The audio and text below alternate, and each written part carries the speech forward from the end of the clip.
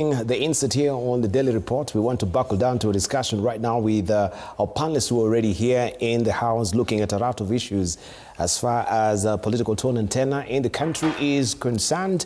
Here is where we design politics differently, and we want just to plunge into it and welcome our guests this evening. Richard Onyonka, who is a member of parliament or the senator of Kisii. Also we have with us Rosa Boyu, who is a member of parliament Kisumu West, and Senator Samson Cherargei, the senator of Nandi County. Kabando is feeling out of sorts a bit, so he will not be joining us this evening, but we continue pace with the conversation. Ladies and gentlemen, good evening. Good evening. I was just telling Rosa, maybe I should be serving you some nyoyo right now. Not after 10 o'clock. Not after 10 o'clock. Not after 10 p.m. What is nyoyo? Maybe you should educate Cherargei and tell him what nyoyo is. He's my neighbor. He knows what nyoyo is. Oh, just to tell you, he doesn't know what nyoyo is. Yes? But thank you. Hearty welcome to all. It's my most favorite meal. If you take nyoyo and sprinkle it with a little bit of some cubes of meat, and you put binzari nicely at it. It's sweet. I love it in its natural state. And if you take it with uji. Fermented. Uji ya wimbi. Fermented one. Ambayo ina cassava kidogo. Boss. Nyoyo with black tea or black coffee. But nyoyo in its original state, not camouflaged with other things. Yeah, original state, the organic one. Hey. Me, because of this dynasty thing, I'm used to binzari being thrown in there. No. There was a slight upgrade. All right. Thank you so much. Thank you. I really appreciate you joining us. Let's just begin with Rosa, because from that particular point we saw yesterday a press conference with the Central Committee stating the, of course, position of the party as far as the memorandum is concerned. And we saw the party Secretary General, Sifuna, taking that particular role. It seems like he's been really prevailed upon, according to some people who, of course, have been designing this and say, hey, we know the position of Sifuna, this is what he really stands for, but now this is a party position. So what was happening yesterday?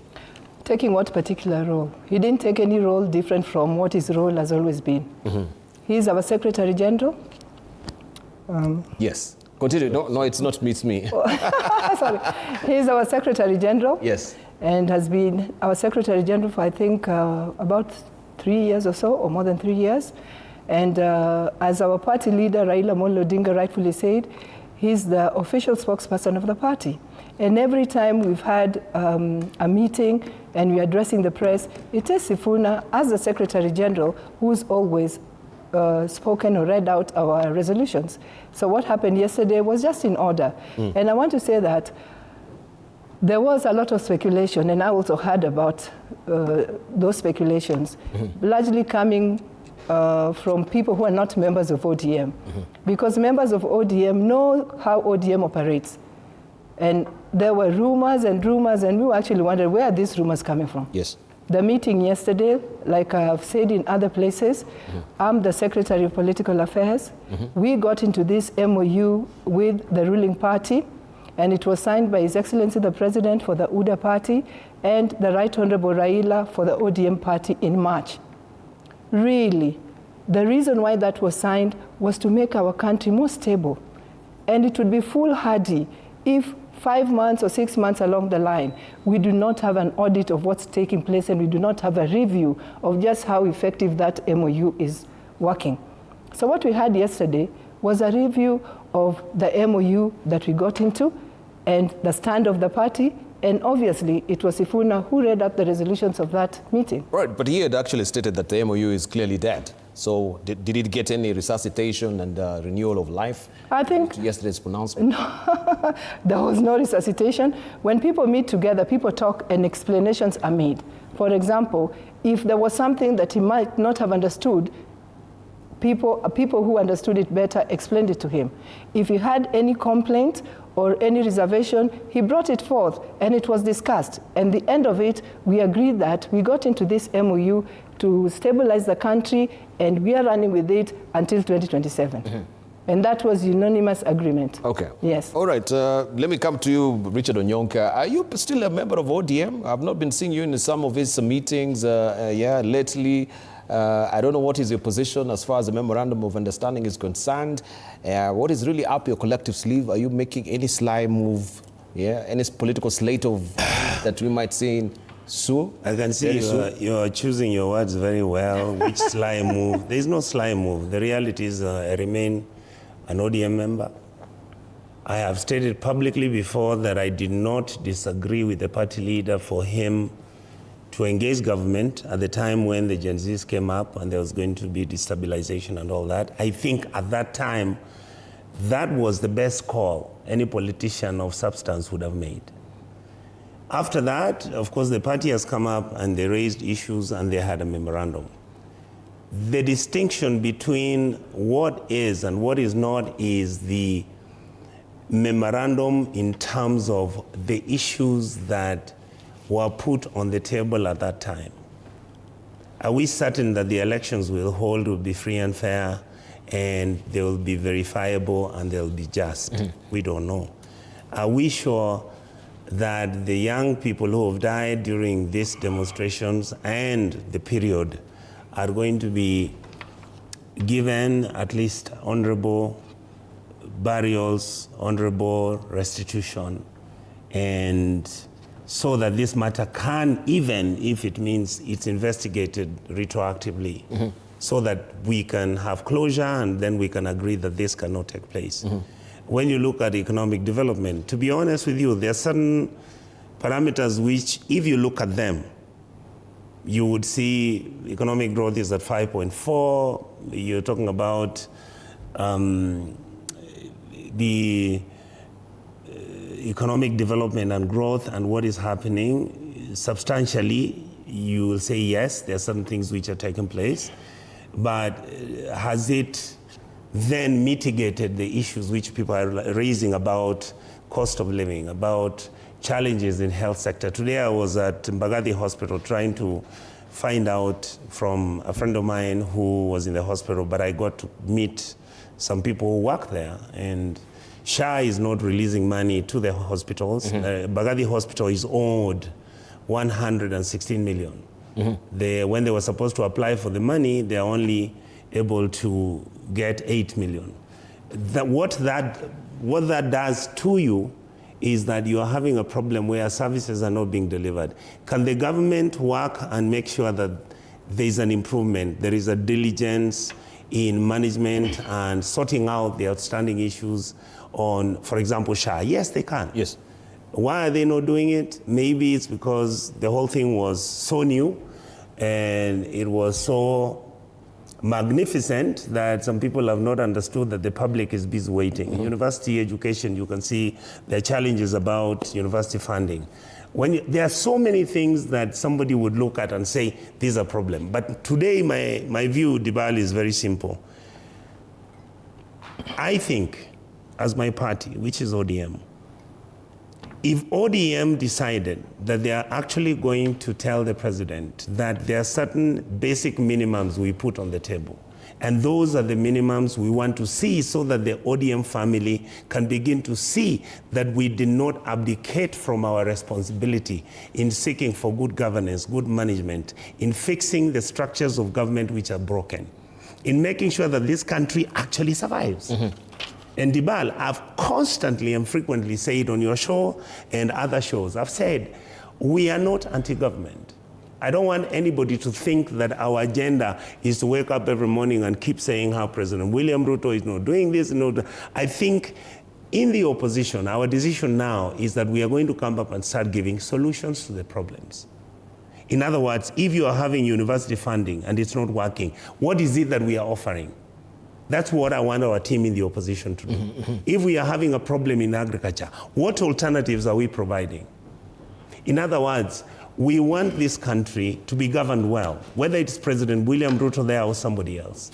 And this is my point, that the baby we picked called democracy with a constitution that came out in 2010, the agenda was not for it to make us hate each other, become tribal, disregard good governance, accept that the winner takes it all, make sure that the side which is historically at the right position is one which benefits in government, because the public expects our country to be a fairer nation, to be more realistic, to accept our mistakes and work on them and make sure that we have a state that is functional so that then we can move forward. So my point for me is that the decision that the party took, yes, I have never been against the Prime Minister agreeing to sit with President William Ruto, to agree with him to salvage the government when there was a problem at that time. What we are disagreeing with is, number one, when many of our experts join government, you look at the statements they make, you look at what they say. And we are like, no. We wanted you to come in as a team that would make Kenyans understand that you have empathy, that you have realism to the issues affecting the country. It's not about what you can get out of government. This narrative that is our time to eat, that is our time to fix it, that it has been broken for so long. Kenya is such a complex enterprise. It needs people of caution, it needs people of integrity, and needs people of responsibility to pick this nation and slowly keep pushing it to a direction where we will come to the center. Right now, my feeling is that some of us are going to the far left, others are going to the far right. And as a result, you have a nation right now, if you really look, if there was anything you would use to call temperature gauge, the temperature of this country is not good. And I believe that leadership can be responsible. I believe that the president can cool down the temperatures. I believe that the prime minister has stood his ground and said, no, we made this decision. At inception, the decision was brilliant. The country slowly stabilized and everything. But what are the things? When people are demonstrating, why are people being killed? Why are we having people dying? And these are young people, and these are issues which can't be sorted out by the state.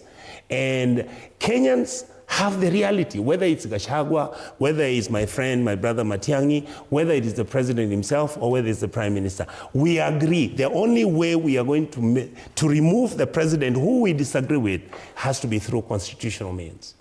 So what we are saying, yes, we want to give the president his chance, like I saw the other day saying, what do you people want me to do? We are saying, if you feel that we are not giving you enough credit for what you're doing, up your game. Do better. Speak less, do certain things, make sure that the gaps which are existing, and believe you me, Kenyans are very versatile and amazing people. If they see that the president and even the prime minister and the political class is slowly begin to change the trajectory of the country, my position is that Kenyans will say, let's see how far we can go. Yes. Right, thank you. Let me just come to Senator Cherargei. And I think I want to pick up on what Senator Richard Onyonka has mentioned, especially with the SHA. People are taking special umbrage with the fact that you have to pay a full year contribution for you to have access to these services from SHA. And the feeling is this is a contravention of Article 43 of the Constitution. You know, you have that right to have, the standard of health that is a right that is guaranteed to every Kenyan. So people have been turned away because you don't have a full year contribution for you to start accessing this. It's good that we get clarification on this. Thank you, Debal, and good evening to viewers who are watching locally and abroad. It's an honor to always be here late to have a discussion on the state of the nation. Debal, I want to begin by saying that one thing I'm happy is that the naysayers who thought SHA would not be working is now working. Because in the beginning, when this SHA under universal health coverage, and remember, under President Kibaki and under President Uhuru Kenyatta, they feared to implement universal health coverage. And I remember in the last session, and I think Rosa Bui was with us in Parliament, there was a pilot program among 4 counties. I think one was Nyeri, when universal health coverage, they really wanted to do pilot, but it didn't take off. I'm happy that President William Ruto has become courageous enough and tried to implement UHC. And this social health program, SHA, is one of the game-changing. I remember countries like Thailand and others have picked it. The World Health Organization has thought this is one of the brilliant ideas. I know there is SHIF, there is primary health care, I think there are 3, which most of the time are very critical. I am aware, and we have had a discussion, and when the CS of health, and I've told the Committee of Health in the Senate, because largely health is devolved as per 4th schedule of the Constitution, to reconsider Kenyans who cannot pay this Taiva Care or the SHA a whole year. And I remember the president had indicated that we should even start something called Malipo Pole Pole, so that Kenyans who are not able to pay in full for the whole year, they can be given chance to contribute Malipo Pole Pole. But this can be achieved through means testing of when you're applying for SHA. Because how Kenyans are quantified in terms of the subscription is how through means testing on what is your economic status in the country. And I agree Article 43 demands that the access to healthcare should be affordable, should have good quality. As a parliament, we have done our best to put in place necessary policy and legislative agenda.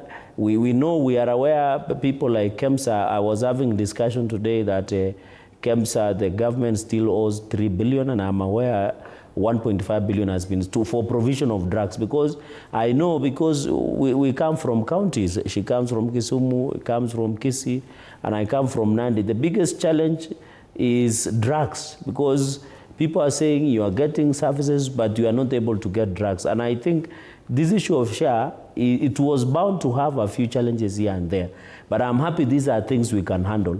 Especially, I agree with you that many Kenyans are still uncomfortable with paying the whole year. And that is why we have had a discussion, and we have encouraged the Minister of Health to ensure there is at least what we call Malipo Pole Pole. For Kenyans who can pay, let them pay so that we can carry each other. I think all of us here, seated here as leaders, if you look at WhatsApp groups, if you look at every weekends, all of us, when we're in Mashinani, 80% of our attendants are normally on medical bills. Somebody has passed on, and there is a medical bill. Somebody is in hospital, there is a medical bill. So the conception of universal health coverage was to try and alleviate this issue of Harambes in our village, especially on medical bills. You look at our WhatsApp, and I know you are not lucky, because when people see you on TV, they think people who are on TV have good money. So of course, I don't know your economic status, but I'm just imagining that you must be in various WhatsApp groups that try and bring I agree, but you know, now we must have for SHA to work, there should be a concerted effort between counties and the SHA. Because even if you are paid SHA, but when you go to Kisii, there are no drugs on hospital.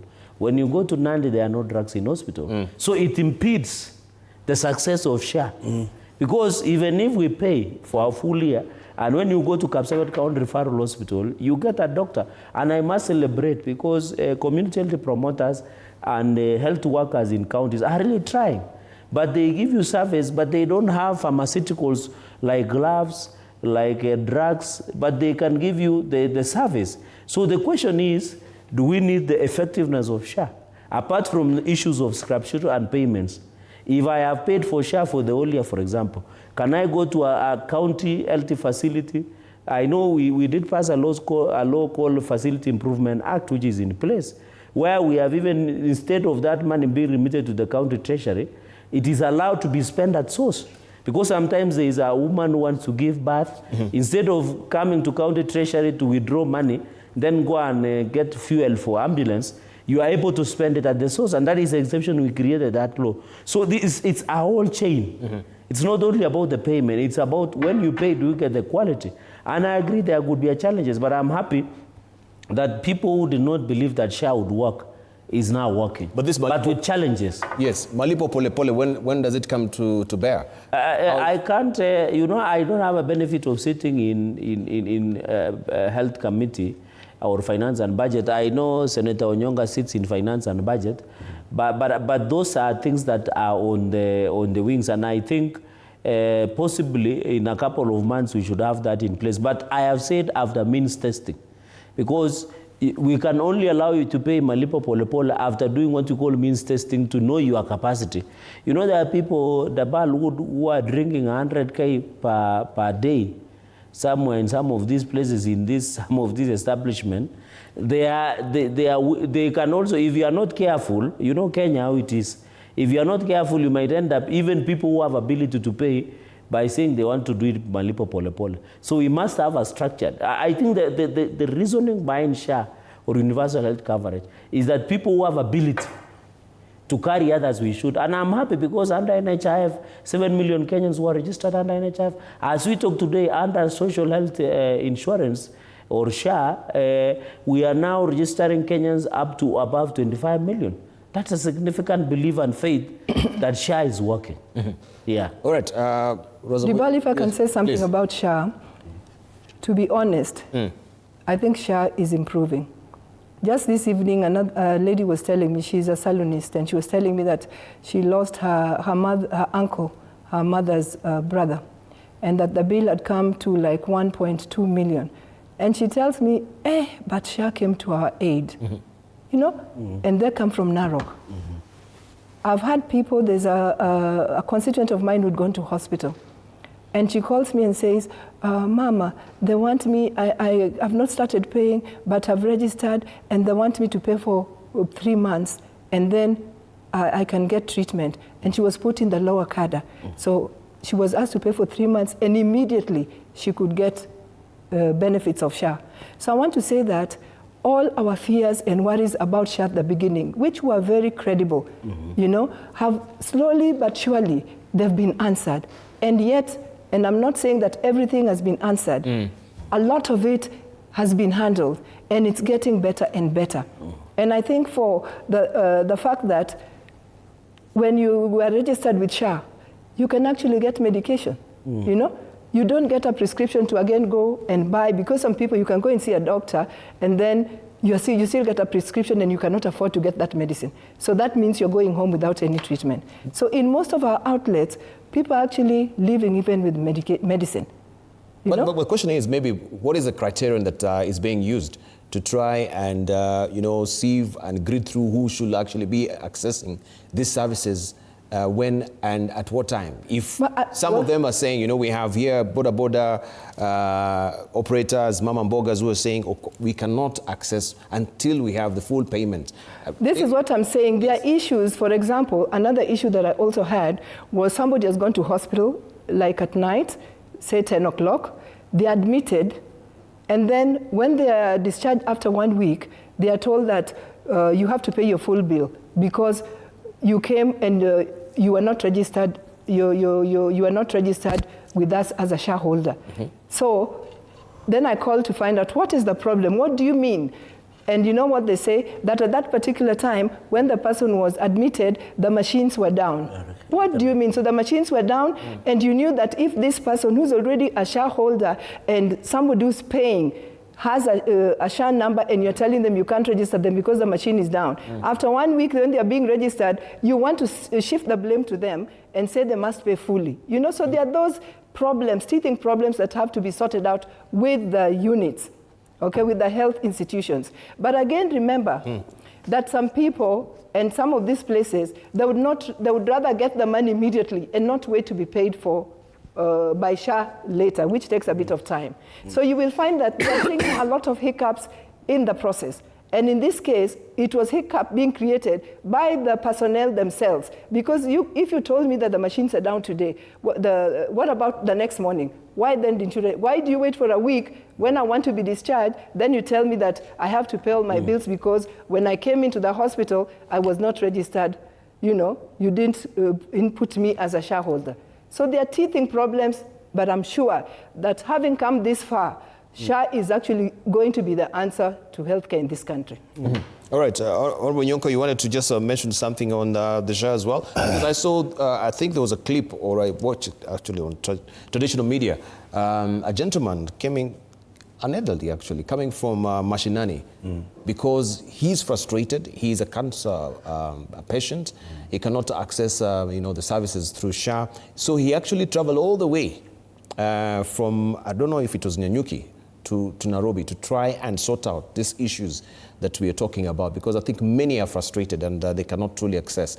Maybe on your part, it is coming in dribs and drabs here and there, successfully and failure here. I agree, there are a lot of kinks that we need to iron out. But until when? Because we've been talking a good game about this since 2023, right? So we should be streamlining, because people are being deducted money, and what they expect is efficiency at the end of the day.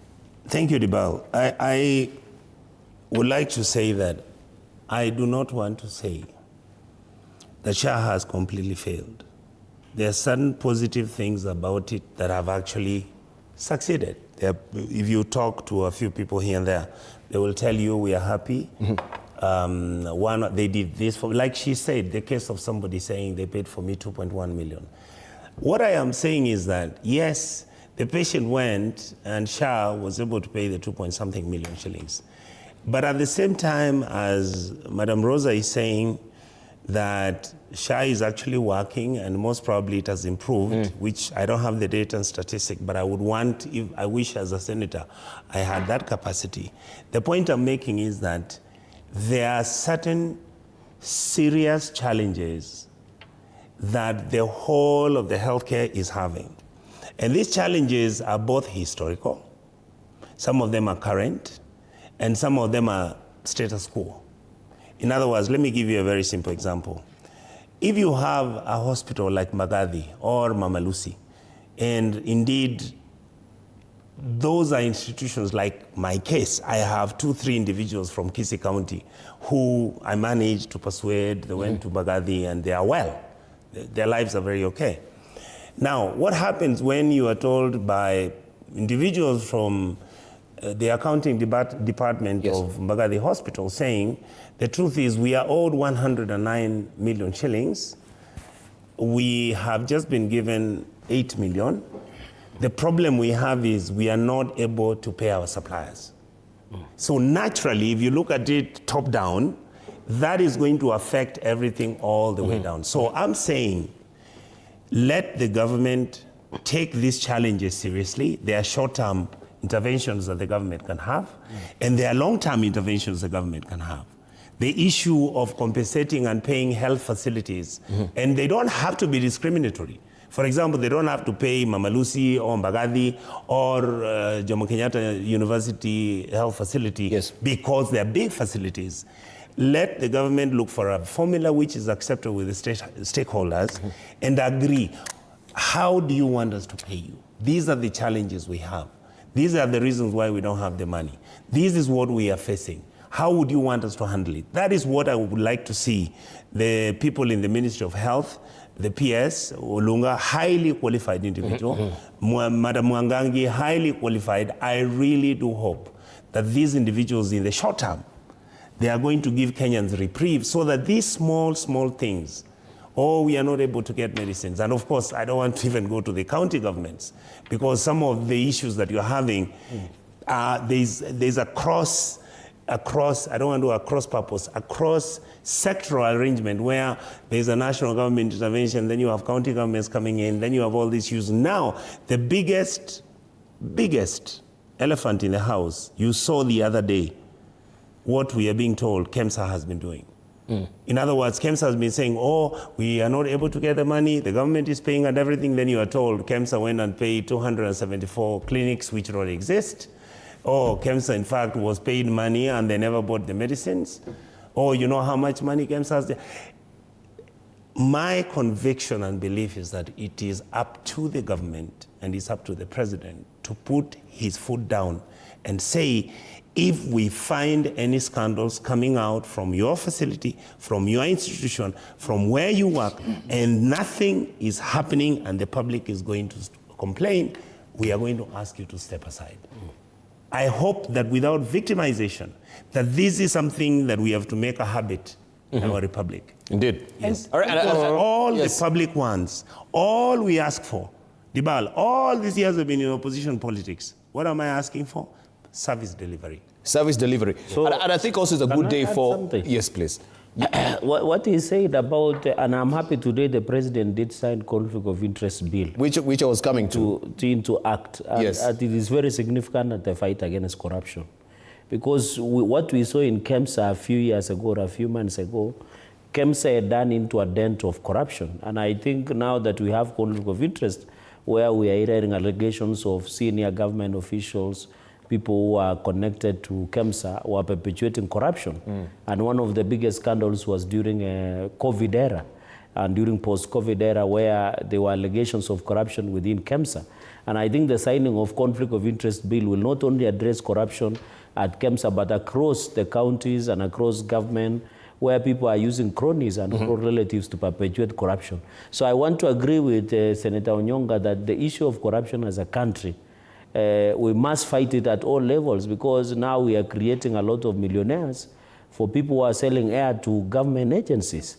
And I agree to improve service delivery. The biggest monster in the room is how we can fight corruption. And I'm happy in the ODM MOU between ODM and UDA, if my memory serves me right, because I was in KICC, is the fight against corruption. Indeed. And we are fighting, and I agree with the submission today by Senator Onyonga are very brilliant. That some of these challenges we are facing in the country did not start with President Ruto. It is one of the historical issues. And I'm happy that Madam Rosa, who is a member of ODM Central Committee, one of it is how we can audit. We need to stock take that in the fight against corruption, this is where we are, in the issue of human rights in the country, in the issue of governance, this is in the issue of devolution. I want to agree that they are now decided to form a joint working technical committee, and I'm happy they are put to the reins on the SG, because many people had misquoted Baba at some point when he said that individuals within ODM have a right to freedom of expression, but that is not the position of ODM. And even as in UDA, we are keen, because one of the critical issues, Debali, you have to note, is the stability of the country, the peace of the country, and equitable and equitable share of national revenue. You know, for example, in conclusion, the reason President William Ruto is being fought very hard is for the first time since independence, he is trying to bring equity in terms of resource allocation in the country. When we went to Homa Bay for celebrations, it was very impressive, because when you engage the locals there, they were seeing some of the development agenda being taken to that region for the first time since the political differences that we have experienced in the country. Other regions, like the construction of road from Mandera all the way to Isiolo, the famous road. And that equity, there are some people or individuals within who are so established that do not wish some of the regions to access the national cake. Yet they forget that people from across all 47 counties, from Namanga to Malaba, all the way to Elwak, all the way to Mombasa, Lunga, all of them pay taxes. And I think I want to agree with the position taken by the ODM Central Committee led by Party Leader Raila Amolo Odinga, that we need to do a stock take. Let us stock take as a country. Thank you. Issue of the share that you have discussed, let us stock take. Issue of corruption, let us, and governance and many others, including devolution. I want to agree with Senator Onyonga. I'm happy with this vibrant oversight against the national government. But I want also to encourage him to do the same vibrant oversight against the governor and county government of Kisii. Which will come to in a moment. Which will come to, yes. I started by saying people who are not members of ODM seem to really think they know what happens in ODM. Yes. And I'd like to tell my friend here, nobody needed to rein in on the SG, because ODM is a democratic party. Okay. And the SG, if he uttered anything, it was his democratic right to give his opinion. But as we give all our opinions, when the party now sits together and discuss, and everybody each person puts out their opinion, and we have a general discussion and come to a formal agreement of the party, each one of us then follows that agreement. So that is what happened. But I want to comment on this corruption. I think the biggest thing that SHA is going to cure in this country is the big corruption that we saw in NHIF.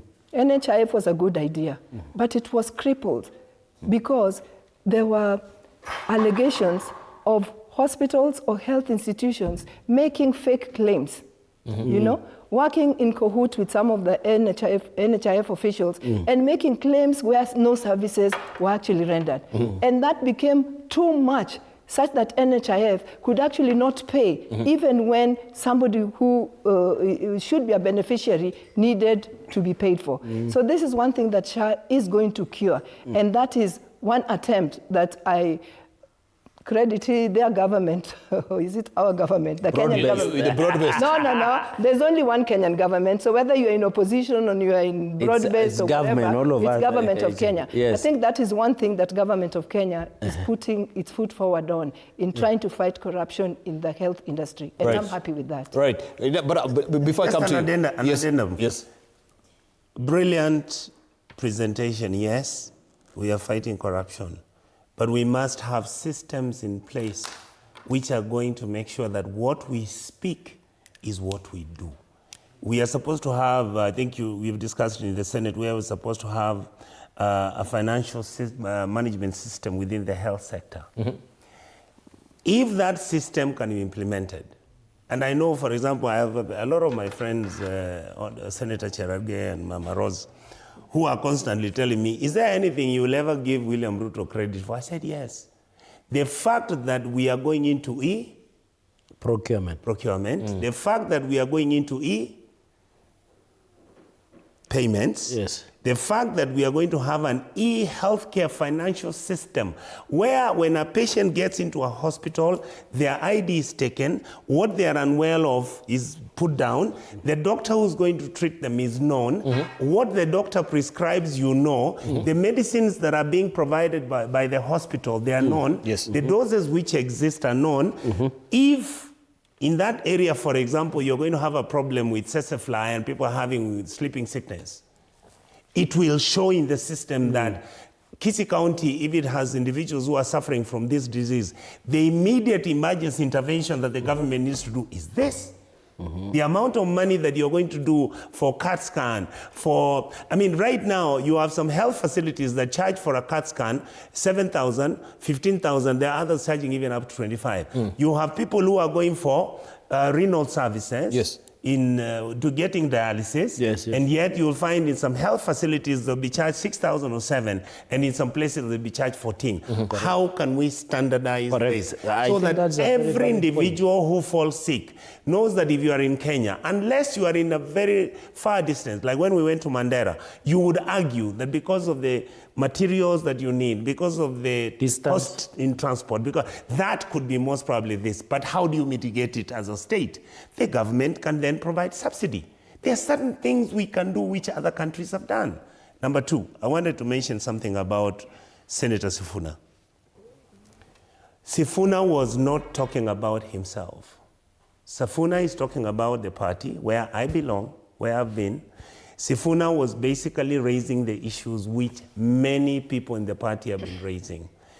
If the government, the broad-based government, can pick up from what Sifuna has been saying, assume he's on the worst case, he's on the left kabisa, what is it that the government can offer so that the Sifuna thinking Kenyans can come to the center?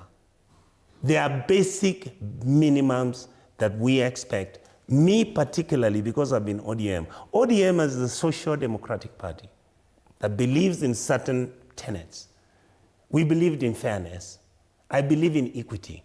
I believe in meritocracy.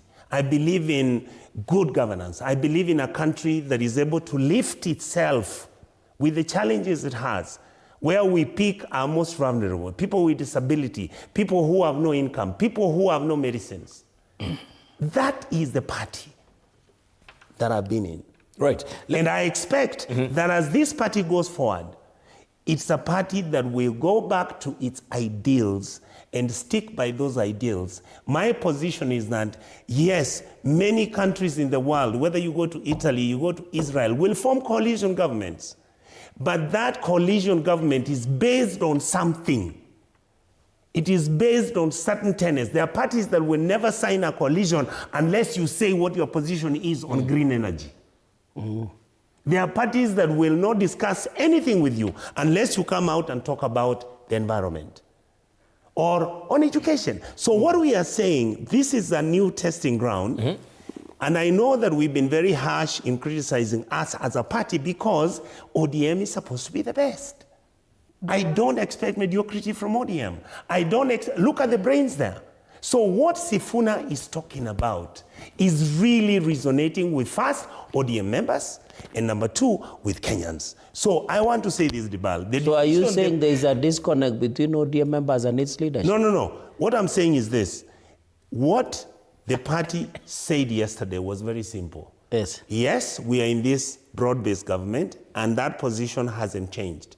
But at the same time, if this broad-based government does not deliver even the basic minimums, Sifuna has a right to raise those issues, Onyonka has a right to raise those issues. As an individual? As an individual, okay. So that the party can maybe begin to listen that the people we represent are the ones who are telling us what is working and what is not. So we have disgruntled members within ODM, so that you had this crisis meeting being called upon. No. Why a crisis meeting? Yes. I don't think when somebody airs an opinion, they are disgruntled. Yes. They are not disgruntled. It just happens that I, as Rosa, have But Sifuna is speaking for many. But it is which not are these disgruntled. many? Yeah, which is not just But him. that is an opinion. He's not disgruntled. Let's get this right. He just has a different opinion from maybe what Rosa has, but that is not being disgruntled.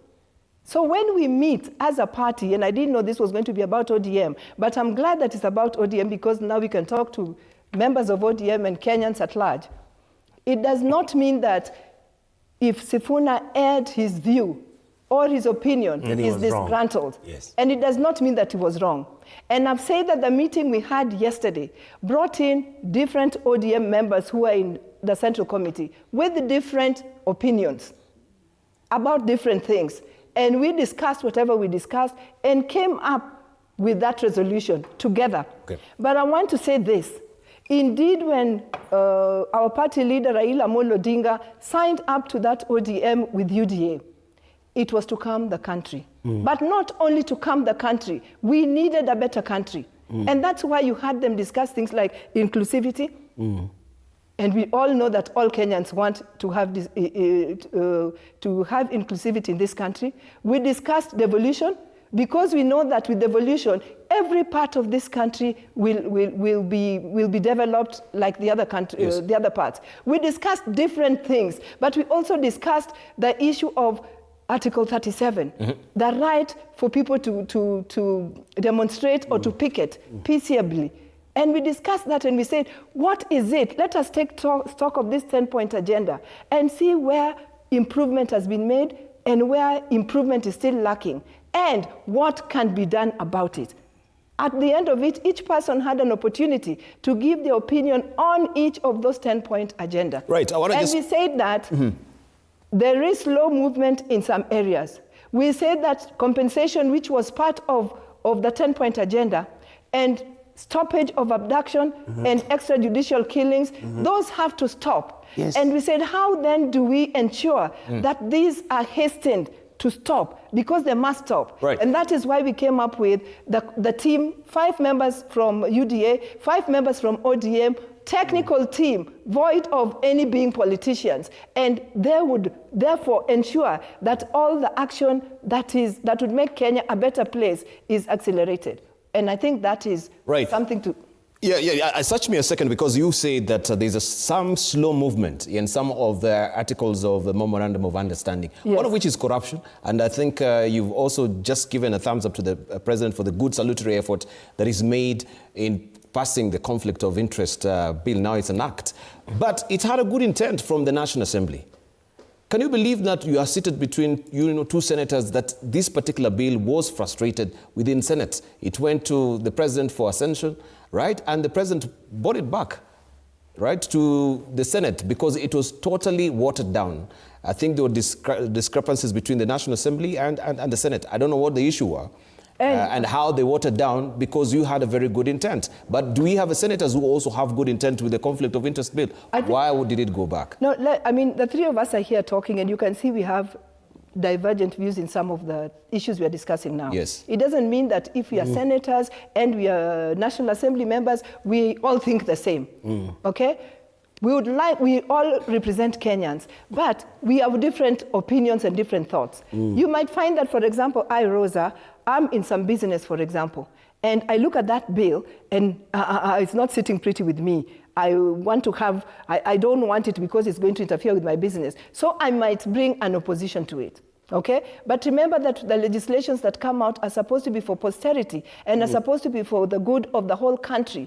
So when it goes to the Senate, they have a second chance to look at it. When it goes to the president, he even has another chance to look at it. When it comes back, so these chances of looking at things that are important or legislations that are important to the country is a positive. When it comes back with the note, can you relook at this? And then you relook at it.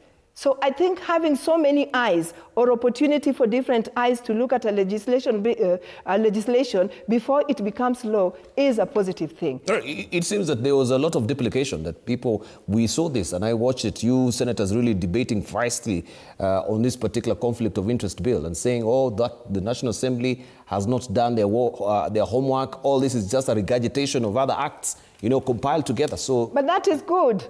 That is good. That is not duplication. It is a good thing that the Senate does not have to agree with everything that comes from National Assembly. That's a good thing because it gets us to a position where we even discuss further. The president said it was watered down. So today he signed what was watered down? No, he took it back. And that's what I'm saying. Isn't that a good thing? That he can bring it back and it can be looked at. That opportunity that we have stages before legislation becomes into law is a good thing. I think what I can say, because, National Assembly and the Senate complement each other. There is no competition. Hardly. Hardly. And number two, hardly compliments. Number two, when the presidential memorandum came back, it more agreed with us. Because, for example, when it came to definition of a relative, when you say a relative, and you say my relative cannot do business, for example. And they're Kenyans. Does it mean my spouse or my relatives cannot do business because I'm a state officer? Don't you think it is also threatening their own rights? Because, as Africans, we have 1,001 relatives. And that is why at the beginning we were hesitant with this bill, because we thought it was more of a World Bank or a sponsored kind of the bill, because we thought if you want to define a relative under African context, the relative means a lot of things. Because number two, and then another aspect was my associate. I have friends. Does it mean if I have a friend, he can't do business in Kenya? Because then we were imagining our relatives and our associates might in future decampaign us by saying, if Senator Onyonga becomes a senator today, I will lose my opportunity of doing business. Or your spouse even might say, if this gentleman or this lady gets elected, I cannot live my life. So our question we were asking ourselves at that point in time, before the president came back with presidential memorandum, after a cleanup, was that we were undermining the freedom of association, freedom of doing their own things. The fact that I'm related to you, or the fact that I'm your friend, your life does not stop because I'm a state officer. And those were some of the issues that we thought we could discuss with it. The National Assembly had their view, the Senate. So when the memorandum came, President memorandum largely agreed with some of the issues we were raising, and we did a cleanup. And that is when now, and I'm happy because there is a National Assembly, this is a bicameral setup, then the Senate looks at it. Even us, sometimes we send what we think our position as a Senate, then it goes to National Assembly, they have a different opinion. So on the passage of this conflict of interest, it was never watered down. Because if it was watered down, we would not have passed. But after the presidential memorandum, he agreed with us with many of the issues in terms of cleanup of the bill to ensure the effectiveness and opportunity. Because conflict of interest in itself was that you find governors, for example, and I've seen EACs investigating a number of them, having companies that are directly associated with them, doing business with their own counties. And under the law, state officer should not be doing. And I think where the problem was, I don't know whether when Mbithi was the head of public service, during Moi era, where public officers were being allowed to do business with government. So as a country, in this conflict of interest, and I want to appeal to government that I think there should be directive that civil servants should not do business with government. And we must take that as a firm position. If we take that as a firm position, before the Mbithi era direction came into force, then we are able to fight the issue of corruption in this country. Because at the end of the day, the issue of conflict of interest, I think the Economic Crimes Act, where President Kibaki started in 2003, one of the grounds was the conflict of interest. And now we have elaborated, we are giving a chance EACC to ensure they effectively and efficiently fight corruption in this country. So if those are the aspects that the conflict of interest bill or conflict of interest act that has been ascended to, I want to confirm to the country, because I saw this misrepresentation by media, the Parliament of the Republic of Kenya, either National Assembly or the Senate, did not anyway water down the Conflict of Interest Act. What we did was to improve and to become realistic. And I've given you one example of what definition of an associate or relative was. Thank you, thank you. And maybe before I exit, there was this small matter in ODM. By the way, Rosa and Onyonga should know, some of us are founder members of ODM. Led by President William Ruto. I was a member of ODM. No, but we were members of ODM. So sometimes when we speak as associates of ODM or founder members of ODM. And I want to I found it odd because when the SG of a party expresses his interest in public, Madam Rosa sits on ODM Central Committee. I thought the hygiene thing, Senator Onyonga, would be if the SG or any in leadership of ODM, they should have raised those things internally. And I think that's how we bring discipline within the party. Even when we have issues within UDA, you raise it internally, especially as SG, for Richard Onyonga, who is just an ordinary member of ODM, he can be excused because he can argue that he needs to wait until National Delegates Conference to raise. But a member who is a senior member of the party cannot just keep talking anyhowly and even saying in one of the media stations that this MOU was dead. This is for ODM to decide. I agree because with each party has its own rules and regulations and the constitution by which it's guided. So that is for ODM to decide. And for ODM, Senator Sifuna did not commit any offense. Senator Sifuna, in all that he did, he aired his democratic opinion, which is what ODM is about. Just in case you didn't know what that D stands for, okay? That is what ODM is about. But the most important thing is when the party hierarchy now comes together and a party position is agreed on, then we all toe that line of the party position. But before that position had been declared, I think each person was free to give their opinion. But in your opinion, before Senator Richard Onyonga, so that I don't lose, I thought it would be more neater and hygienic.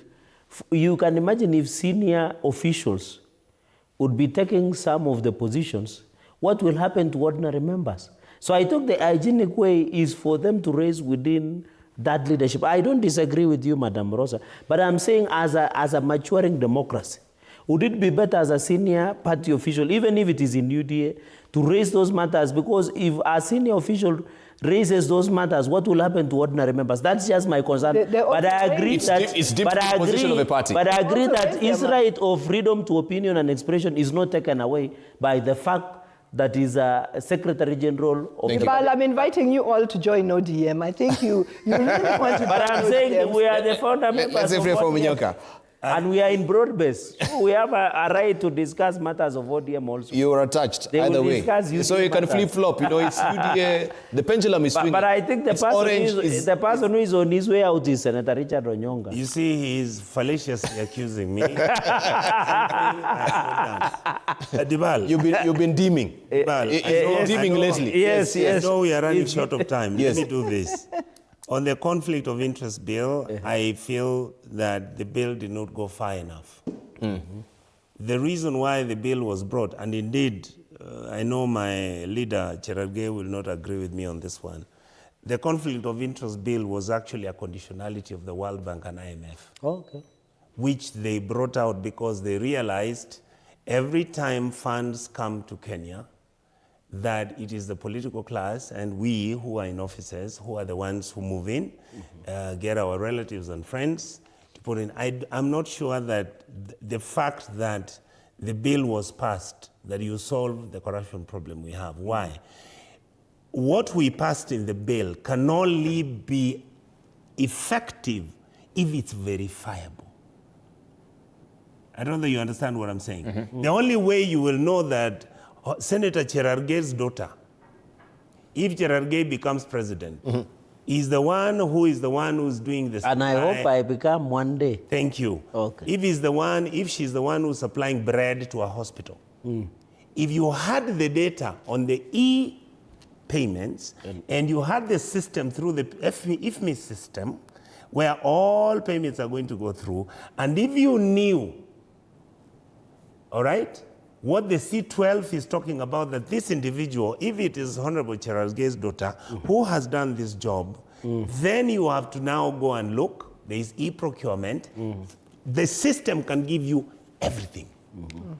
But what is the rhyme or reason of having this particular system? Because I want just to dwell on it. Yes. No. Because even if we have e-procurement and still we have IFMIS, the Control of Budget herself has described IFMIS as the engine of the mess. Hold on. Citing I'll come massive manipulation from within. I'll come there. And I remember also having an interview with Anwa Igoro, who was the director of IFMIS. Yes, then. And she says this system is, she was the director of IFMIS. And she said this system can be gamed. Hold on. And this is where we are actually losing billions and billions of shillings. Hold on. So there is no rhyme or reason why we have e-procurement and there is e-payment, and the system itself, where all the problem is still intact. I didn't start from the right point. The other day, and I'm not even speaking on behalf of the government, I just happened to be in a committee of finance and we're interrogating John Badi. But you are government also. The most wonderful news he gave was the fact that he has now understood why we've been saying that the IFMIS system was never encrypted. It was a system that was set deliberately to make sure that individuals can actually hack into the system, make sure that the system was designed that it is fast in, fast out. But now what happened is that 19 in would come in as fast in, and it came out as fast out. If you get the IFMIS system not to be rigged, if you have the e-payment not to be rigged, if you have KRA, they have a platform also for taxes. If you integrate all these systems into one, you will know who is rigging what and who is stealing what and how much it is. What we have done in our country is deliberately dismember this system that was supposed to be our last line of defense. So what the Control of Budget and the Auditor General have been saying is very simple. Fix the IFMIS system. Make sure it's a system that cannot be interfered with. Make sure you have an e-payment system where public individuals and people who are paying, that money, you saw the other day where it is coming out that even the e-payment money is not getting to Treasury. Yes. This is what we are saying. 47 billion shillings. Exactly. So we are saying if all these systems were integrated efficiently and effectively to make sure that you do not have any rigging or interference, I would never worry. Right. So is it why the Senate also is gagging to have access, a real-time access to IFMIS in the counties? But I'm told EACC now has opportunity to access e-procurement, which is significant, because I think the whole point what we are saying, all of us here, is transparency and accountability. You remember even, and that is why even, for example, we are pushing that all workers in Kisii must be in IPPD, integrated payroll personnel, integrated payroll personnel. Because you find their payrolls which have been designed. If you pay them manually, let me use that example for our viewers to understand, is that if you use IPPD with a click of the bar line here, I can tell your age, your job group, your salary, your earnings. Your station. And your station. When you retire, your retirement benefits. Correct. What is difficult with doing that? So can I say this, Diba? It is gamed deliberately. Can I finish? Yes. Kindly, so that you come on board.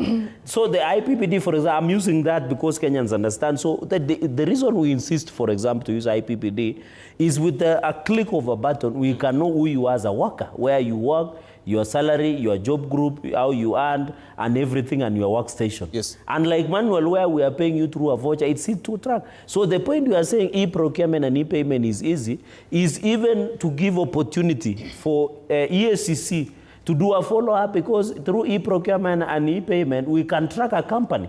And even with, I think they will have to link with the Attorney General's office, so that we can know, lifting the veil, we can know who are the directors of the company. If they are related with myself or Madam Rosa or Richard, it will be easy to track them. Which taxes they have paid. Correct, which taxes they have paid. So it will be easy to fight corruption. All right. Yeah, maybe Madam Rosa can come on. Let me take a short break. Yes. Yeah, I just wanted to say this. We know a few years back the scandal that was in the tendering at KEMSA.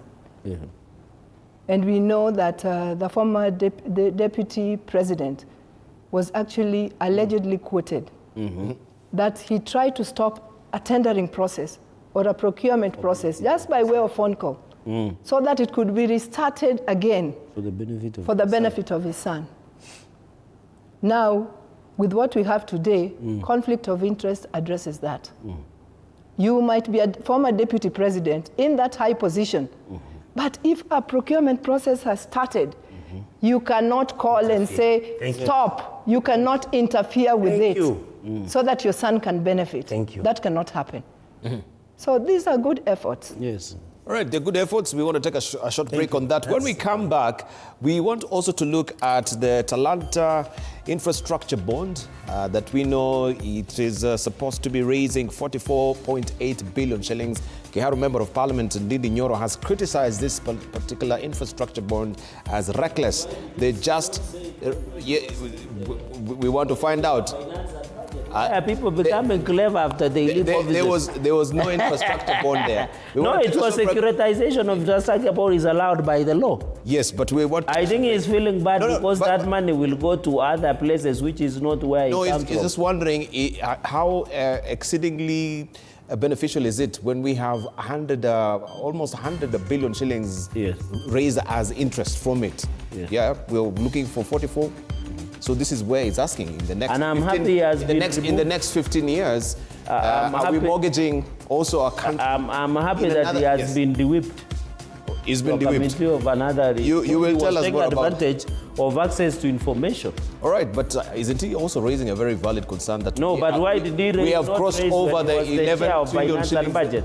You know the red line on debts. But do you know Uru left at a public debt of 10 trillion Kenyan shillings? I need to take a What did it do? I need to take but the question should be where is that? It's going to notch tire. It's going to notch tire. We take a short break when we circle back. These people leaving office we shall be clever. answering these questions.